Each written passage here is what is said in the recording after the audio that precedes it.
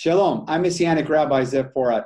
We've been receiving a lot of emails regarding the Feast of Pentecost, Shavuot, a lot of confusion about the different Bible translations. How do we count the 7 weeks? Are we supposed to count it from after the Sabbath? Are we supposed to count it from after the high Sabbath? Why does the Bible say 7 Sabbaths to count it?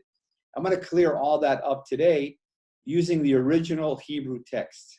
But before we go to the Hebrew, I'm going to read various English translations, and we're going to see where this confusion comes from. So first of all, Leviticus chapter 23, verse 15. Let's have a look at, we'll just take for an example, the King James Version here.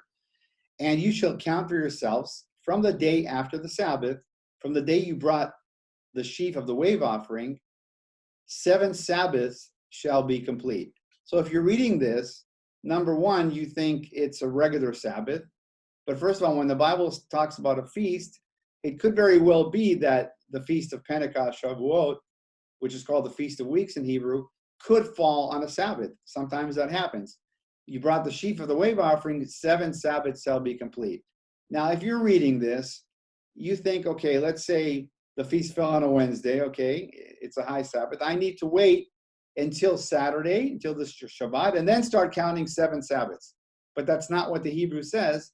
In fact, some of the English translations are even correct, and I'll give an example here from, for example, the New International Version says, from the day after the Sabbath, and again, we're speaking here of a high Sabbath, meaning whatever day the feast would fall on, Saturday, Wednesday, Tuesday, that would be a high Sabbath.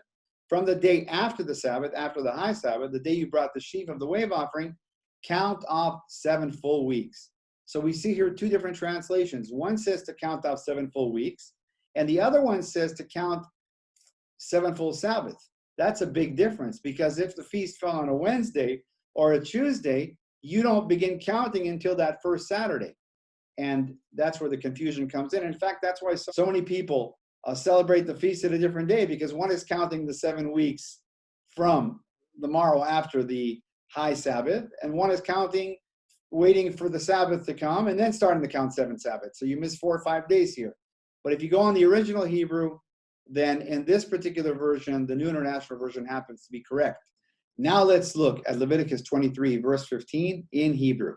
And I'm using here the original Hebrew text over here. V'safartem lachem mimacharat haShabbat, miyom hivitchem et omer hatnufa, shiv'a Shabbatot Tmimot. Now, here in Leviticus 23, it talks about Tmimot, and the word Tmimot is weeks. So when it says Shabbatot Tmimot, it means 7 weeks in biblical Hebrew. Very important to realize.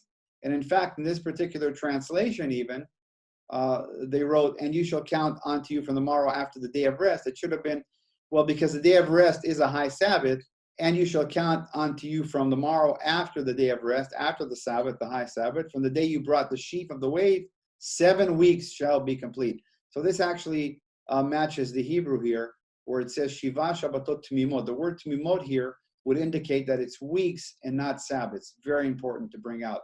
So how do we count the Feast of Weeks? From the morrow after the high Sabbath, whatever that day falls, you start counting 7 weeks. You don't wait until the Sabbath and then start counting. That's where the confusion comes in. And we have to take the original at face value. And the original Hebrew text clearly says that we are to count 7 weeks and not 7 Sabbaths. Now, the Bible is clear. God is not the author of confusion. If we see a contradiction in Bible scripture, it's either we don't understand the text or there's a misunderstanding in the translation. But in no way is God going to confuse us from one Bible verse or one chapter to another. The Bible is the same, yesterday, today, and forever. So let's have a look at the book of Deuteronomy, chapter 16, verse 9, which speaks about the Feast of Weeks, the Feast of Shavuot, Pentecost. We'll have a look at a few translations here in English. Count off 7 weeks from the time you began to put the sickle to the standing grain. And then we look at verse 10. Then celebrate the festival of weeks to the Lord your God by giving a free will offering in proportion to the blessings the Lord your God has given you. So it's very clear here, it's the Feast of Weeks, the Feast of Shavuot. Here the translators did not get it confused, and the reason was it didn't mention Shabbat. It didn't say Shabbat, Sabbath, so they didn't have to get into the translation high Sabbath, not high Sabbath, count Sabbaths, counts weeks, because the text talks about weeks, they translated correct to weeks. But if it says here to count 7 weeks, and God is not the author of confusion, then how can it say in a different text to count the Sabbath? Well, because that's an inaccurate translation. It's very clear that we are to count the weeks and not wait for the Sabbath and count off 7 full Sabbaths, and that's the confusion. Let's have a look at another translation here in English. We'll have a look here at the King James Version. You shall count 7 weeks for yourself. Begin to count the 7 weeks from the time you began to put the sickle to the grain. So we can see here again that it's 7 weeks, not 7 Sabbaths. And the reason that in the book of Deuteronomy, they didn't get it confused is because the word Sabbath is not there, and therefore it was easy for them to translate them. It is the same thing as the book of Leviticus. God is not the author of confusion, and the word of God is firm and never changes. Now let's have a look at the Hebrew text, which is the original. Deuteronomy chapter 16, verses 9 and 10 in Hebrew. In the original language, 9 would be Tet, 10 would be Yud. Shiv'ah tisperu lecha. That means 7 weeks you shall count. Mehachel tarmesh. Bekama hechel ispol shiv'ah shavuot. And you count from the day after the morrow of the Sabbath, 7 weeks, not 7 Sabbaths. And then Yud, chapter 10, V'asita chag Shavuot, and you celebrated the Feast of Weeks, Le Adonai Elohecha. So it's very clear that it is the Feast of Weeks, and therefore you count weeks and not Sabbaths, and that is what the original Hebrew text says, also in Leviticus and also in Deuteronomy. And you may be asking yourself, okay, what does it make such a big difference if I know how to count it or don't? Well, because in this particular feast, the Feast of Weeks, Shavuot, God doesn't give us a date. He doesn't, like the other feasts where he tells you, on the 14th day of the month, you should celebrate the feast of Passover, Pesach. On the 15th day of the month, you should celebrate unleavened bread. Here he says, from the morrow after the high Sabbath, you shall count 7 weeks.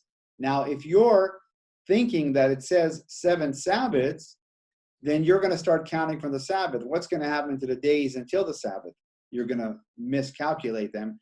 And that's the reason there are so many misunderstandings on when the actual Feast of Pentecost, Shavuot, falls every week. I pray this teaching has blessed you as it has blessed me over the years. And before I was a believer in Yeshua, in Jesus, I also used to count the weeks because that's what the Bible says, but I never understood the deep, full meaning that it's all pointing to Jesus, to Messiah Yeshua. And it's wonderful that we can celebrate these feasts together as the one new man, Ephesians 2:15, the Jews and the nations, one in Yeshua, one in Mashiach Yeshua. And it's important that we do know how to count these weeks in order for us to celebrate the feasts at the right time and also when in the fullness of Messiah Yeshua, and we can be a witness to the Jews who are celebrating the same feast, but they don't have the Ruach HaKodesh. They don't have the Holy Spirit, and therefore they really don't understand the power of these feasts through Messiah Yeshua. Thank you for joining me.